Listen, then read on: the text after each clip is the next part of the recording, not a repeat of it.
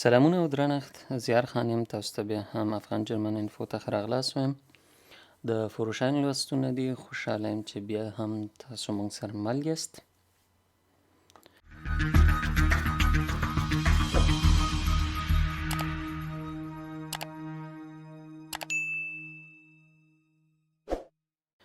د موستر بوګن یا د بوګنونو لړۍ ده په دې لړۍ کې لسم بوګن ته را رسېدلي یو د لسم بوګن لومړۍ برخه لومړۍ پوښتنه د دوو نمرو پوښتنه ده welches Verhalten ist beispielhaft vorausschauendes Fahren کومې هغه کړنې د یو با مثاله با احتیاطه موټر چلوونکي دي Ich versuche, die Absichten anderer Verkehrsteilnehmer möglichst frühzeitig zu erkennen. زه کوښښ کوم په حیث د یو با مثاله او با احتیاطه چې همیشه خپل مخې ته ګوري او مسؤلیت په ځان باندې مني زه کوشش کوم چې د نورو موټروانانو هغه کړنې چې په سړک باندې کوي د موټر حرکات مخکې ته مخکې نه د نظر لاندې ولرم او وپېژنم Ho, ich reagiere möglichst frühzeitig auf wahrscheinliche Veränderung der Verkehrssituation. زه ډیر زر عکس العمل ښیم د هغه کړنو په مقابل کې کومې چې یا کوم تغییرات چې د سړک په سر باندې راځي یا د سړک کې کوم وضعیت رامنځته کیږي Ich beschränke die Verkehrsbeobachtung möglichst auf das direkt vor mir fahrende Fahrzeug. نه دی وایي چې ما نه مخکې کوم موټر روان دی زما به ټول نظر همغه ته وي چې هغه څه رقم حرکت کوي زه به هغه تعقیبوم او څارم به نه فقط ته به هره خواته ګورې یو موټروان باید 4 سترګې ولري که وی Diese Frage wurde richtig beantwortet. دویمه پوښتنه انځوریزه پوښتنه ده د 4 نمرو پوښتنه ده لومړی راځو انځور ته په انځور کې ګورو چې زموږ شاته موټر را روان دی مونږه په فورفارت یا هغه سړک باندې یو چې مونږ په باندې لومړیتوب لرو خو دلته یو کس دغه په لاس باندې کومه پټه چې تاسو وینئ 3 دانې ټکي او زیړه پټه ده معنا دا ورکوي چې دا سړی ړوند ده سپای ورسره د سړک نه تیریږي کله هم چې تاسو ته انځوریزې پوښتنې راځي کوشش وکړئ چې انځور هر اړخیز وڅارئ یو دفعه مکمله وګورئ چې په انځور کې څه دي بیا پس د هغې نه پوښتنو ته لاړ شئ که بیا هم ستاسو سر خلاص نه شو پوښتنې ولولئ بیا راسئ انځور ته ښه مو چې علم راغی پې باندې ښه مو چې پوهه راغله بیا پس د هغې نه په امتحان کې کولی شئ تاسو ټاکنې وکوئ Wie verhalten Sie sich څه کوئ تاسو اوس Blick Kontakt aufnehmen دا سړی خو ړوند دی دې سره به څنګه بلیک کانټاکټ کوي نه بلیک کانټاکټ معنا ده د سترګې په سترګې کتل دې ته وایي خو دا خو ړوند دی موږ ورسره څه رقم سترګو کانټاکټ وکړو Den Mann die Straße überqueren lassen د سړي ته به د لارې تېرېدلو د سړک د تېرېدلو موقع ورکوئ هو anhalten ودرېږې به Diese Frage wurde richtig beantwortet.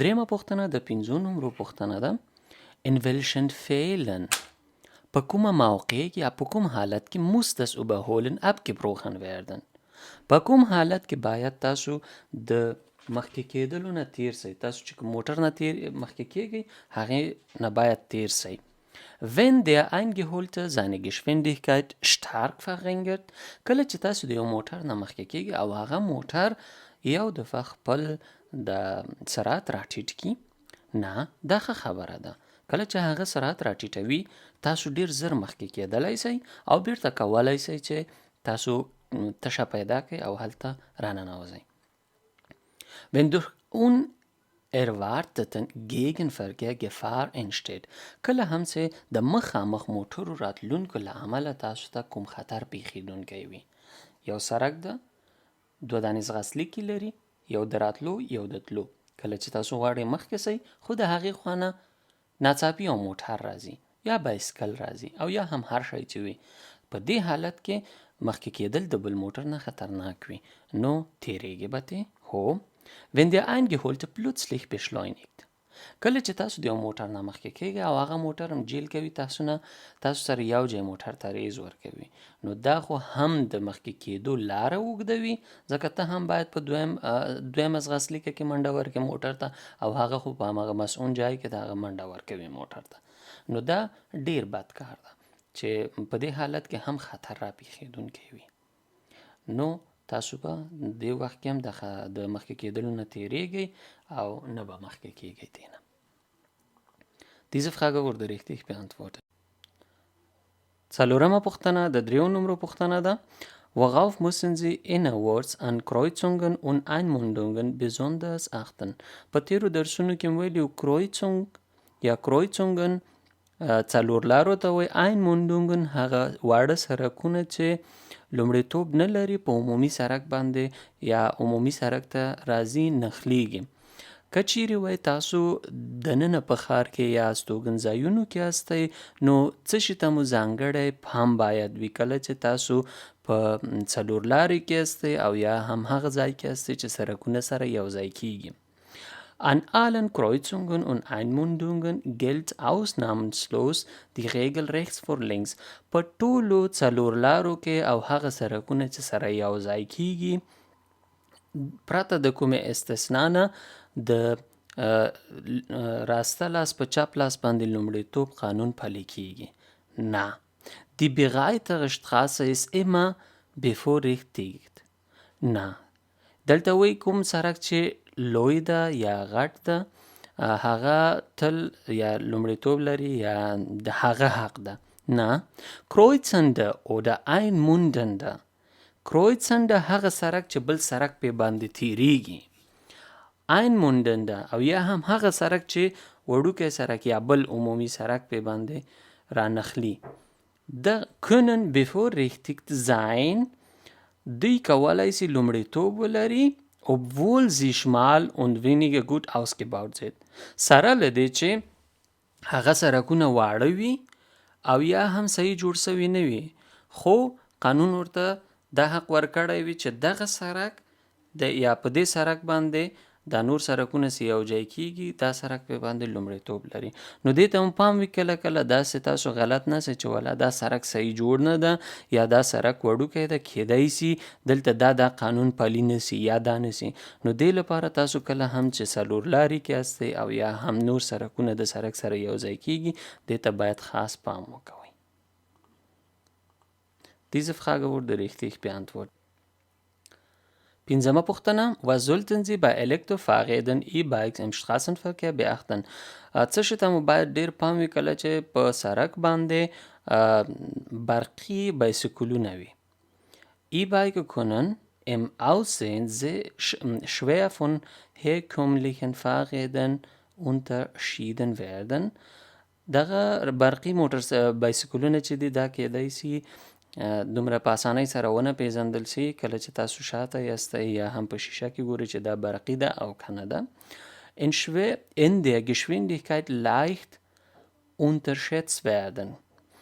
او دغه کوم سرعت چې ده دا داسې فکر کوي سړی چې حتما دا سلو را روان ده. unterschätzt werden یعنی ټیټ فکر کیږي ورته، خو په اصل کې دغه الکترو بایکونه چې دي یا برقي بایسکلونه چې دي دا هم تیز دي. نو دې ته مو باید پام وي. شپږمه پوښتنه د 4 نمرو پوښتنه ده. Warum sind Sie besonders gefährdet, wenn Sie ein Zweirad fahren? ولی وای تاسو ځانګړی خطر یا تاسو ته ځانګړی خطر متوجه ده کله چې تاسو دوه ټایر لرونکی چلوئ، معنا یا هغه بایسکل ده یا هر هغه شی چې دوه ټایره لري لکه موټر سایکل، موفا، بایسکل. Weil meine Geschwindigkeit unterschätzt werden kann. ځکه زما سرعت وای همیشه یا دا ورته فکر کیږي چې هغه خو سلو را روان ده. هو. Weil ich leicht zu übersehen bin. ځکه زه د هر چی شاته ورکیږم، که هغه وړوکی موټر هم وي زه دغه موټر شاته روان اوسم، بایسکل نور نه ښکاري. Weil ich bei Unfällen eine höhere Verletzungsrisiko habe. او که خدای مکړه چېرته کومه ترافیکي پیښه وسي نو په هغې کې زه ډیر زیات ژوبلیږم، یعنی په خطر دومره خطر راته متوجه وي چې زما که زه تیز یم یا څومره مې سرعت وي فکر کېږي چې دا ډېر استه روان ده او یا هم ډېر زر د موټرونو شاته زه ورکېږم او بیا که خدای مکړه کومه ترافیکي پیښه وسي نو ډېر کلک زه وبلیږم. هو diese Frage wurde richtig beantwortet. وایم پوښتنه د 5 نمرو پوښتنه د ویډیوي پوښتنه د لومړی راځو ویډیو ته. په ویډیو کې ګورو چې مونږه باید فورفارت یا لومړیتوب ورکو بل چاته. حق لرو مخامخ او یا هم چپ لاس ته لاړ شو. سور موټر هم را روان ده. دا سور موټر په موږ باندې لومړیتوب لري. دی غواړي راننوځي شاته. زما بایسکل چلونکې هم راغله. Weshalb müssen Sie hier warten? ولې باید تاسو دلته ودرېږئ؟ Wegen des Fußgängers. دا غلطه ده په لیکس چې را روان دی د دې له امله زه باید دلته اوس ودرېږم. Wegen der Radfahrerin. د هغه بایسکل چلونکي له امله نه دې سره مونږه کار لرو او نه هم دغه شاته بایسکل چلونکي سره. Wegen des roten PKWs. د دغه سور موټر له امله باید مونږ اوس دلته ودرېږو دته لاره ورکړو چې دی راننوځي. Diese Frage wurde richtig beantwortet. Nahme پوښتنه د 2 نمرو پوښتنه ده. Nach welcher Faustformel kann man aus der Geschwindigkeit den Bremsweg in Metern bei einer normalen Bremsung berechnen? د کوم فورمول په اساس باندې تاسو کولای شئ چې د سرعت یا د موټر د تیزوالي نه هغه لاره پیدا کړئ چې کومه تاسو بریک نیسئ. په نورمال حالت کې تاسو نورمال حالت کې روان استئ او په دې وخت کې بریک نیسئ. د کله چې تاسو په خپایډال ته وړئ او تر هغه وخته پورې چې موټر ودرېږي دې ته برمز ویګ وایي. په دومره وخت کې موټر څومره ګرځېدلی ده، څو متره مخکې تللی ده، دا نظر په کوم فورمول باندې تاسو پیدا کولی شئ.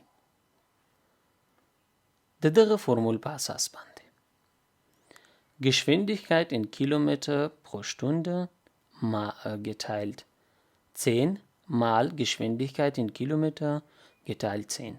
د دې فورمول په اساس باندې تاسو کولی شئ دغه لاره پیدا کړئ. د سرعت یا د همدغه فورمولونو برخه دپاره هم ما یوه ځانګړې برخه جوړه کړې ده چې هلته دا ټول سوالونه بیا هم کار سوي دي. تاسو کولی شئ لاړ شئ او دا سوالونه هلته جلا جلا یا جدا جدا وګورئ. Diese Frage wurde richtig beantwortet. لسمه پوښتنه د 5 نمرو پوښتنه ده. Wovon hängt der einzuhaltende Abstand zum vorausfahrenden Fahrzeug ab? د مخکې موټر سره زمونږه کومه فاصله چې مونږ یې نیسو د څه شي پورې اړه لري؟ Von der Sichtverhältnissen زمونږه د لید پورې، von der Fahrbahn-Beschaffungsheit د سرک د وضعیت او حالت ته، او von der Geschwindigkeit او زمونږه سرعت پورې تړاو لري. که چیرې Sichtverhältnis که چیرې سرک وضعیت خراب وي، غبار وي، هر شی سوي، تاسو دلته باید فاصله ډیره زیاته ونیسئ، ځکه تاسو موټر نه وینئ چې د مخکینی موټر مخکې څه پیښیدونکي دي. د دې لپاره باید تاسو فاصله اوږده ونیسئ. von der Fahrbahn-Beschaffenheit بیا هم د سرک وضعیت ته په کتو سره باید تاسو فاصله اوږده وي چې تاسو کله مخکینی موټر بریک نیسي تاسو عکس العمل ښیئ، عکس العمل نه پس تاسو پښه بریک ته وړئ، د بریک نه پس موټر ودرېږي. یعنې تاسو باید دومره فاصله ولرئ چې تاسو دغه درې واړه عملونه یا کردارونه چې کوئ د موټر ته ودرېدو پورې مخکینی موټر ونه وهئ. von der Geschwindigkeit ستاسو سرعت یا تیزوالی، څومره چې ستاسو تیزوالی زیاتیږي تاسو باید هموغومره فاصله د مخکینی موټر یا واټن د مخکینی موټر نه زیات کړئ. کله چې تاسو بریک نیسئ یا کله چې تاسو عکس العمل ښیئ، تاسو غبرګون ښیئ، تر د موټر ودرېدو پورې تاسو باید کافي اندازه فاصله ولرئ تر څو پورې تاسو ودرېږئ. Diese Frage wurde richtig beantwortet. یولسمه پوښتنه د 3 نمرو پوښتنه ده. In welchen Fällen dürfen Sie eine Straßenbahn links überholen? په کوم حالت کې تاسو کولی شئ د یو ټرام یا د ریلګاډي نه د راسته لاس نه مخکې شئ، په راسته لاس مخکې شئ. Wenn die Schienen zu weit rechts liegen، کله چې د ټرام یا ریل پټلۍ راسته لاسته پرته وي؟ هو. in Einbahnstraßen په یو طرفه سړک کې؟ هو. wenn die Schienen zu weit recht liegen کله چې د ریل پټلۍ راسته خواته د سړک پرته وي او in Einbahnstraße په یو طرفه تلونکو سړک باندې. دې دواړو کې تاسو کولی شئ د شتراسنبان نه راسته لاس باندې مخکې شئ. 12مه پوښتنه د 4 نمرو پوښتنه ده. Sie möchten eine Pferdkutsche auf einer Landstraße überholen. Wie verhalten Sie sich? کله چې تاسو غواړئ د بګۍ نه مخکې شئ هغه هم په لاندشتراسه یا د ښار نه بیرون نو تاسو به څنګه عکس العمل ښیئ؟ Ich überhole یعنی څه رقم به تاسو مخکې کیږي. Ich überhole mit möglichst großen Seitenabstand. زه کوشش کوم تر ډیرې اندازې پورې خپله د اړخ فاصله ډیره اوږده ونیسم چې فاصله مې زیاته وي د څنګ فاصله د دغې بګۍ نه. weniger Lärm موټر ته به ډیر ګاز یا سرعت نه ورکوي د دې لپاره چې هغه اس ونه تریږي او یو دفعه خیز ونه وهي. hohe Motorträgsaale. hohe Motorträgsaale بیا هم د موټر غږ جګیږي نو د ډیر موټر هغه غږ به راټیټوئ. کوشش به کوئ چې په نرم سرعت سره تاسو په ډیره فاصله د سایت فاصله یا واټن تاسو مخکې شئ. Diese Frage wurde richtig beantwortet. 13مه پوښتنه د 3 نمرو پوښتنه ده. Wie verhalten Sie sich an einem Bahnübergang, dessen Schranken geschlossen sind? څنګه تاسو عکس العمل ښیئ یا څنګه تاسو مخکې ځئ کله چې د ریل د پټلۍ هغه لرګي راکته سوي وي. شرنکن هغه موانع چې دواړه راکته سوي وي او لاره یې بنده کړې وي. Verkehrsraum ausnutzen, dicht vor der Schrank warten. هغه کومه فاصله چې د موټرونو په مابینځ کې د هغه وکاروه او راسن ښه نږدې دلته دې ته ودرېږه. نه. Bei Dunkelheit möglichst auf Standlicht schalten. که چیرته تیاره وه هغه څراغ به چالانوي چې ستا موټر ښیي چې دغه دلته موټر ولاړ ده. یا vor dem Andreaskreuz warten, Straßeneinmundungen freilassen. مخکې د دغه اندریاس کرویڅ یا هماغه ضرب علامه چې د سره او سپینه مخکې د هغې نه ودرېږه او کوشش وکړه هغه سړکونه چې دې سړک سره یو ځای کیږي د هغې سړکونو مخه خوشې پرېږدي چې که احیانا کوم بل موټر راځي دې سړک ته راننوځي یا د پولیس موټر راځي او یا هم نور هغه ضروري موټرونه لکه امبولانس د اطفایي موټر هغه راځي هغې ته لاره خوشې وي. Diese Frage wurde richtig beantwortet. 14مه پوښتنه د 5 نمرو پوښتنه ده. راځو ویډیو ته. په ویډیو کې ګورو چې زه دننه د ښار یم مانه مخکې یو زیړ موټر روان ده او راسته خواته هم کسان روان دي په موټر باندې. Vorfahrtstraße ده. زه لومړیتوب لرمه. چراغ شین دی په زیړ کېدو او بیا هم سور ته روان ده. په دې حالت کې زمونږ فاصله اوږده ده. مونږ باید څه وکړو؟ بس wie sollten Sie sich verhalten؟ اوس دلته څه کوئ څه باید وکوئ؟ abbremsen. ځکه زما فاصله ډیره ده زه کولی شم ودرېږم بریک نیسئ. 15مه پوښتنه د 5 نمرو پوښتنه ده. welches Verhalten ist richtig؟ کومه کړنه دلته سمه ده؟ انځور ته راځو. په انځور کې ګورو چې بایسکل په دې موټر باندې دغه لوی یا لارۍ موټر باندې لومړیتوب لري. د باندې زه لومړیتوب لرم. راځو پوښتنې ته. Ich muss den roten LKW abbiegen lassen. زه باید دغه سور موټر ته لاره ورکړم چې لاړ شي. نه. Ich darf als erstes die Kreuzung überqueren. زه د ټولو نه مخکې کولی شم سړک ته واوړم یا دا سړک نه تېر شم هلته لاړ شم. Ich muss den Radfahrer abbiegen lassen. زه باید دته لاره ورکړم چې دا لاړ شي. نه. زما حق دی زه کولی شم لاړ شم. 14مه پوښتنه د 5 نمرو پوښتنه ده. بیا هم انځور ته راځو. په انځور کې هیڅ کومه قاعده نسته ده یا لوحه نسته ده نو مونږ ته دا ښیي چې د راسته لاس لومړیتوب لري په چپ لاس باندې. په ما باندې دغه آسماني موټر لومړیتوب لري او ما دی مخامخ هستو. زه مخامخ روان یم. د دې لپاره د موټر سایکل باید ما ته ودرېږي. دی چپ لاس ته یا راسته لاس ته روان ده نو د دې خاطر باندې زه ده ته لومړی حق ورکوم، بیا ده پسې زه ځم، ما پسې موټر سایکل ځي. Welches Verhalten ist richtig؟ کومه کړنه سمه ده؟ Ich fahre als Erster. نه، زه لومړی ځم. نه، ich lasse den blauen PKW abbiegen. دې ته زه لاره ورکوم چې لاړ شي. Ich lasse den Motorrad vor mir abbiegen. نه، زه کولی شم یوازې زه باید ده ته لاره ورکوم. Diese Frage wurde richtig beantwortet. ولسمه پوښتنه د 5 نمرو پوښتنه ده. بیا هم راځو انځور ته. په انځور کې ګورو زه په Vorfahrtsstraße یا هغه سړک کې یم چې لومړیتوب لري. دلته سور موټر او دا آسماني لاری موټر هم ده. که دې انځور ته وګورو پرته له دې نه چې موږ سوالونو ته لاړ شو، زه باید ودرېږم، سور موټر لاړ شي، پس د هغې نه زه ځم او ما نه وروسته بیا LKW موټر ځي. Ich darf erst nach dem blauen LKW fahren. ما ته اجازه شته ده زه پس له دغه LKW موټر یا د آسماني موټر نه لاړ شم. نه، ich darf vor dem blauen LKW fahren. زه د دغه موټر نه مخکې کولی شم لاړ شم. هو، ich muss den roten PKW durchfahren lassen. زه باید دغه سور موټر پرېږدم چې لاړ شي. هو، diese Frage wurde richtig beantwortet. اتلسمه پوښتنه د 5 نمرو پوښتنه ده.